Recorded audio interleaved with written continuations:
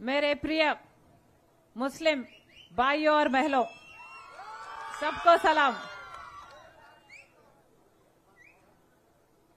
आप सब जानते हैं डॉक्टर वाईएसआर साहब को कितना करे उन्होंने मुस्लिम भाइयों के लिए। 4% रिजर्वेशन किसने दिलाया? राजशेखर रेड्डी साहब ने दिलाए। 7% रिजर्वेशन लाना चाहते थे वाईएसआर साहब। सुप्रीम कोर्ट को भी गए लड़ने के लिए, लेकिन 4% रिजर्वेशन लाके दिए अपने वाईएसआर साहब। ఇట్లా ఒకటి కాదు రెండు కాదు, ఒక ముస్లిం రిజర్వేషనే కాదు, వక్ఫ్ బోర్డు భూములన్నీ అన్యాక్రాంతం అయిపోతుంటే వక్ఫ్ బోర్డు భూములని కూడా రాజశేఖర రెడ్డి గారు పరిరక్షించేందుకు రాజశేఖర రెడ్డి గారు చేయని కృషి అంటూ లేదు. ముస్లిం బిడ్డలకు పెళ్లిళ్ళు అవుతుంటే రాజశేఖర రెడ్డి గారు 50,000 రూపాయలు బహుమానం ఇచ్చారు. హజ్జుకు వెళ్తుంటే రాజశేఖర రెడ్డి గారు రాయితీలు ఇచ్చారు. ముస్లిం బిడ్డలు చదువుకోవాలి విదేశాలకెళ్లి అంటే రాజశేఖర రెడ్డి గారు సహాయం చేశారు. ముస్లిం మైనారిటీ కార్పొరేషన్ల ద్వారా ముస్లిం బిడ్డలకు లోన్లు రావాలి అని రాజశేఖర రెడ్డి గారు సహాయం చేశారు. ఇవన్నీ రాజశేఖర రెడ్డి గారు చేశారు. రాజశేఖర రెడ్డి గారు ముస్లింల కోసం చేసిన మేలుకు ముస్లింలు కూడా రాజశేఖర రెడ్డి గారిని నెత్తిన పెట్టుకున్నారు, గుండెల్లో పెట్టుకున్నారు. ఎప్పుడు ఓట్లు వస్తే అప్పుడు రాజశేఖర రెడ్డి గారికే ఓట్లేశారు ముస్లిం భాయ్యో और బహనో. ఇందుకు రాజశేఖర రెడ్డి బిడ్డ మరొక్కసారి శిరస్సు వంచి చేతులు జోడించి కృతజ్ఞతలు చెప్పుకుంటుంది ముస్లిం సోదరులందరికీ. కానీ గమనించాల్సిన విషయం ఏమిటి అంటే రాజశేఖర రెడ్డి గారు బీజేపీ పార్టీకి వ్యతిరేకి. రాజశేఖర రెడ్డి గారు ముస్లింలను ఎంత ప్రేమించారో బీజేపీ పార్టీని అంత ద్వేషించారు. ఎందుకంటే బీజేపీ పార్టీ ఒక మతతత్వ పార్టీ కాబట్టి. బీజేపీ పార్టీ మతం పేరుతో చిచ్చు పెడుతుంది, ఆ మంటలో చలిగాచుకునే పార్టీ బీజేపీ పార్టీ. బీజేపీ పార్టీకి తెలిసిన రాజకీయం వల్ల ఒక మతాన్ని అవమానించాలి, ఇంకో మతాన్ని రెచ్చగొట్టాలి. ఇదే బీజేపీకి తెలిసిన రాజకీయం. కానీ రాజశేఖర రెడ్డి గారు ఈ బీజేపీ పార్టీని అడుగడుగునా వ్యతిరేకిస్తూనే వచ్చారు. ఆఖరి నిమిషం వరకు ఎప్పుడూ బీజేపీ పార్టీకి రాజశేఖర రెడ్డి గారు ఎప్పుడే గాని ఒక్క మంచి మాట చెప్పింది లేదు. ఎందుకంటే బీజేపీ పార్టీ గోద్రా విషయంలో చేసిన ముస్లింలకు చేసిన అన్యాయంలో రాజశేఖర రెడ్డి గారు పదే పదే ఎత్తి చూపిన నాయకుడు రాజశేఖర రెడ్డి గారు.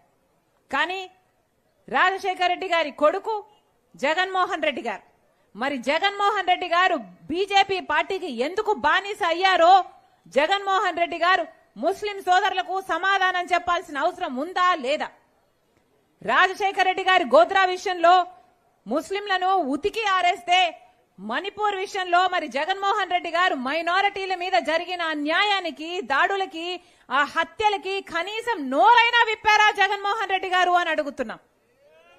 మరి జగన్మోహన్ రెడ్డి గారు రాజశేఖర రెడ్డి గారు ఆశయాలను కాపాడుతున్న వాడు ఎలా అవుతాడు? రాజశేఖర రెడ్డి గారి వారసులు అని చెప్పుకుంటున్న జగన్మోహన్ రెడ్డి గారు మరి కనీసం రాజశేఖర రెడ్డి గారి మాటకు కూడా ఆయన విలువగా ఇవ్వకపోతే మరి రాజశేఖర రెడ్డి గారి ఆశయాలను నిలబెట్టిన వాడు అవుతాడో లేదో జగన్మోహన్ రెడ్డి గారు ముస్లిం భాయ్యో బహనో సబ్కో సోచనా చాహియే.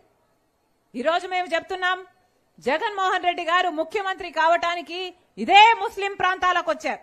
వచ్చి ఎన్ని వాగ్దానాలు చేశాడు జగనన్న గారు? జగన్మోహన్ రెడ్డి గారు చేయని వాగ్దానం ఉందా?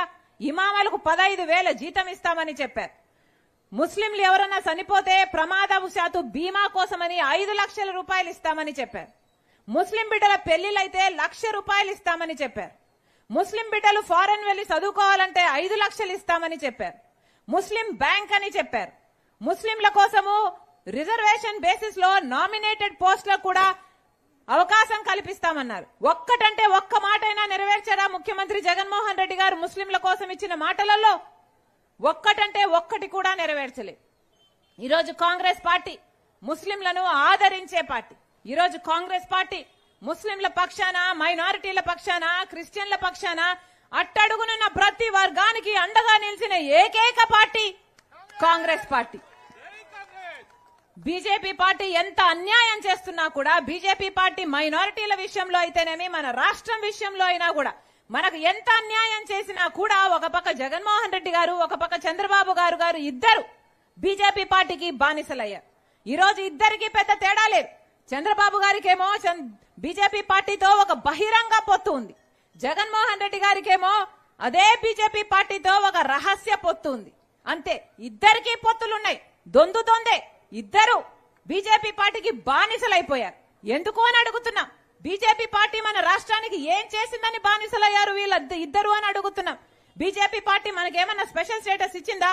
10 సంవత్సరాలు స్పెషల్ స్టేటస్ ప్రత్యేక హోదా ఇస్తామన్నారే. మనకు ప్రత్యేక హోదా ఇచ్చింటే ఒక్కొక్క నియోజకవర్గంలో 100 కొత్త పరిశ్రమలు వచ్చేవి. ఎంత అభివృద్ధి జరిగేది, ఎన్ని ఉద్యోగాలు వచ్చాయి మన బిడ్డలకు. బీజేపీ పార్టీ స్పెషల్ స్టేటస్ ఇవ్వలేదు. అయినా కూడా చంద్రబాబు గారు జగన్మోహన్ రెడ్డి గారు అదే బీజేపీ పార్టీకి బానిసలుగా మారారు. బీజేపీ పార్టీ మన ఇరిగేషన్ ప్రాజెక్టు పోలవరంతో సహా ఏ ఒక్కటి పట్టించుకోలేదు. అయినా కూడా వీళ్ళు బానిసలుగా మారారు. మనకు రాజధాని ఉందా? పక్క రాష్ట్రాలు అందరికీ రాజధానిలు ఉన్నాయి. బెంగళూరు ఉంది, చెన్నై ఉంది, ఇటుపక్క ఎన్ని రాజధానిలు కనిపిస్తున్నాయి. అయినా కూడా ఆంధ్ర రాష్ట్రానికి ఒక్క రాజధాని కూడా కట్టలేకపోయాడు చంద్రబాబు గారైనా అటు జగన్మోహన్ రెడ్డి గారైనా. బీజేపీ పార్టీ పైసా సాయం చేయలేదు మన రాజధాని విషయంలో. అసలు రాజధానే మనకు లేదు అంటే అది ఆంధ్ర రాష్ట్రానికి అవమానం కాదా? అయినా కూడా అదే బీజేపీ పార్టీకి బానిసలయ్యారు చంద్రబాబు గారైనా జగన్మోహన్ రెడ్డి గారైనా. అసలు రాజశేఖర రెడ్డి గారు ఉండుంటే కడప స్టీల్ ఫ్యాక్టరీ ఎప్పుడో అయిపోవును కదా. అయిందా కడప స్టీల్ ఫ్యాక్టరీ? చంద్రబాబు గారు దాన్ని విస్మరించారు. ఆఖరికి జగన్మోహన్ రెడ్డి గారు రాజశేఖర రెడ్డి గారి కొడుకయ్యుండి ఎన్నిసార్లు దానికి శంకుస్థాపనలు చేశారు తప్పితే ఆ ప్రాజెక్టు ఒక్క అడుగైనా ముందుకు వెళ్ళిందా? ఈ రోజు వరకు ఖాళీగానే పడి ఉన్నాయి ఆ ల్యాండ్లన్నీ. ఎవరు బాధ్యులు? రాజశేఖర రెడ్డి గారు ఉండుంటే ఇది ఎప్పుడో అయిపోయేది. కానీ శంకుస్థాపనలు వేయడానికి వచ్చినప్పుడల్లా శంకుస్థాపనలు వేయడానికి తప్పితే ఆ ప్రాజెక్టును వాడుకున్న పాపాన పోలేదు జగన్మోహన్ రెడ్డి గారు. కడప స్టీల్ ఫ్యాక్టరీ వచ్చుంటే ఎంతమందికి 1,00,000 మందికి ఉద్యోగాలు వచ్చేవి. ఇక్కడ ఎంపీ అవినాష్ రెడ్డి గారు వైసీపీ ఎంపీగా ఉండి కూడా ఏం చేశాడు అని అడుగుతున్నాం. ఒక్కసారైనా కడప స్టీల్ ఫ్యాక్టరీ ఎందుకు రాలేదు అని మీరు ఓట్లేస్తే గెలిచిన ఎంపీ అవినాష్ రెడ్డి ఎప్పుడైనా కొట్లాడా? ఎప్పుడైనా అడిగారా? Bengaluru to Kadapa railway line Rajasekhara Reddy గారు పదవిలో ఉన్నప్పుడు అధికారంలో ఉన్నప్పుడు మంజూరు చేపించారు. కానీ జగన్మోహన్ రెడ్డి గారు అధికారం లేకొచ్చాక అసలు అవసరమే లేదన్నారే. ఎంత సులభంగా అనేశారు. మరి డెవలప్మెంట్ ఎలా జరగాలి? ఇదేనా మీ రాజకీయం? ఇదేనా మీ నాయకత్వం? కడప ప్రజలకు సమాధానం చెప్పాల్సిన అవసరం లేదా? ఈరోజు ఇదంతా ఒక ఎత్తైతే ఈరోజు జగన్మోహన్ రెడ్డి గారు సిబిఐ ఎవరైతే నిందితుడు అని చెప్తుందో, సిబిఐ ఏ అవినాష్ రెడ్డి గారిని వివేకానంద రెడ్డి గారి హత్య కేసులో నిందితుడు అని చెప్తుందో అదే అవినాష్ రెడ్డి గారికి సీట్ ఇవ్వడం జరిగింది, టికెట్ ఇవ్వడం జరిగింది, ఎంపీ టికెట్. ఇది అడ్డుకోవడానికే ఈరోజు రాజశేఖర రెడ్డి బిడ్డ ఈరోజు ఎంపీగా పోటీ చేస్తుంది. మీ అందరూ ఆలోచన చేయాలి. హత్య రాజకీయాలను ప్రోత్సహించే వాళ్లకు ఓట్లేయకూడదు అన్న నిర్ణయం మీరు తీసుకోవాలి. మీ అందరి సాక్షిగా మరొక్కసారి జగన్మోహన్ రెడ్డి గారిని ప్రశ్నిస్తున్నాం. సిబిఐ నిందితుడిగా చేర్చిన వ్యక్తిని మీరు టికెట్ ఎలా ఇచ్చారు? జగన్మోహన్ రెడ్డి గారు కడప జిల్లా ప్రజలకు సమాధానం చెప్పాలి. జగన్మోహన్ రెడ్డి గారిని అడుగుతున్నాం. వివేకానంద రెడ్డి గారు చచ్చిపోతే ఆ టీవీలన్నీ ఆ రోజంతా హార్ట్ అటాక్ అని చెప్పారే, అసలు ఇల్లంతా రక్తం ఏరులై పారిందే. ఎందుకు చెప్పింది సాక్షి టీవీ ఆ హార్ట్ అటాక్ అని? జగన్మోహన్ రెడ్డి గారు ఇంతవరకు సమాధానం చెప్పలేదు. జగన్మోహన్ రెడ్డి గారు సమాధానం చెప్పాలి. అధికారం రాకముందేమో సిబిఐ ఎంక్వైరీ కోరిన జగన్మోహన్ రెడ్డి గారు అధికారం వచ్చిన తర్వాత సిబిఐ అవసరం లేదు అని ఎందుకన్నాడో జగన్మోహన్ రెడ్డి గారు కడప జిల్లా ప్రజలకు సమాధానం చెప్పాలి. జగన్మోహన్ రెడ్డి గారికి ఏది దాచిపెట్టడానికి లేకపోతే, ఏ రహస్యము లేకపోతే మీకు సిబిఐ ఎంక్వైరీ చేసుకుంటే ఏమి, ఇంకొక ఎంక్వైరీ చేసుకుంటే ఏమి? జగన్మోహన్ రెడ్డి గారు ప్రజలకు సమాధానం చెప్పాల్సిన అవసరం ఉంది. మరొక్కసారి చెప్తున్నాం, ఈ పోరాటము రాజశేఖర రెడ్డి బిడ్డకు, ఇంకోవైపు రాజశేఖర రెడ్డి గారిని చంపిన నిందితుడిగా పేరు ఉంచిన అవినాష్ రెడ్డికి మధ్య జరుగుతున్నది. ఈ పోరాటము న్యాయానికి అధికారానికి మధ్య జరుగుతున్నది. ఈ పోరాటము ధర్మానికి డబ్బుకు మధ్య జరుగుతున్నది. మరొకసారి అందరూ ఆలోచించాలి. వివేకానంద రెడ్డి గారి ఆత్మ శాంతి కోసమైనా సరే మీ అందరూ రాజశేఖర రెడ్డి బిడ్డను ఆశీర్వదించండి. ఎలాగైతే రాజశేఖర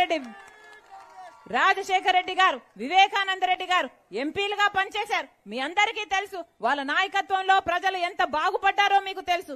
మళ్ళీ అలాంటి యుగం రావాలి అంటే నన్ను ఆశీర్వదించండి. నేను అందుబాటులో ఉంటాను. మీ ఎంపీగా మీకు సేవ చేసుకునే భాగ్యం నాకు అవకాశం దయచేయమని ప్రతి ఒక్కరిని మీ రాజశేఖర రెడ్డి బిడ్డ శిరస్సు వంచి చేతులు జోడించి మనస్ఫూర్తిగా కోరుకుంటుంది. జోహార్ వైఎస్ఆర్.